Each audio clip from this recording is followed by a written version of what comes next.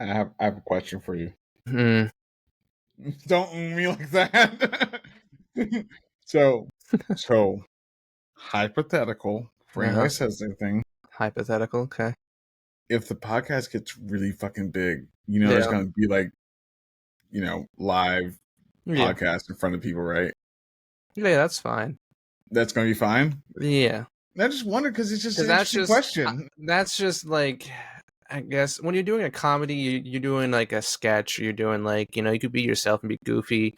You can be like, but you have to be talented at that stuff too. And I'm not that talented to that point. Like I could be funny sometimes, but I'm not like Matt Rife or, Kevin Hart or whoever you want to think, Chris Rock, except I mean, my point of view for comedian standpoint, Matt Rife isn't a good comedian. He's great crowd control, crowd right? comedian. Crowd Yeah. work, crowd work, Crowd work is what he yes, does. Yeah. fantastic. Yeah, Just that. straight up comedian jokes and stuff like that, not that best. No, no. He's not like on that level of like Gabriel Yeah. Iglesias, Fluffy, or Yeah.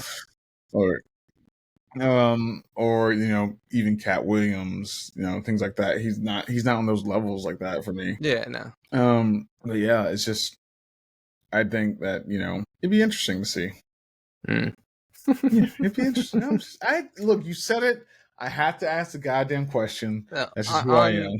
Like a big podcast, but it's like a lot of the times that big podcast is like in a studio or something. You're vibing, hanging out, and you're just talking. You're not like in a room full of like hundreds of people around you. That's not Have usually how you have podcasts you do. have you seen like the dynamic of how podcasts are changing because they do the live ones too? Yeah, because Then like when they get a certain success rate, they end up having a choice of staying in studio or doing both studio and some crowd with them. That way, you get more interaction, more engagement, and more people get familiar with you, and they actually want to meet you. And that's what it comes to the dynamic of. I would love to do that standpoint because I love not knowing what somebody's going to say. That way, I can just figure out ways to talk to them and get to relate to them and figure out where they are, what they're going through, and just figure out their talks on what we're talking about in general. okay. Yeah, I'm more of like the just talking to the person I'm talking to in the podcast. Yeah. I wouldn't mind trying out the other one where you're like someone like not even just political debaters that go out and like or college campuses, etc. That talk to crowds, live crowds, and all that.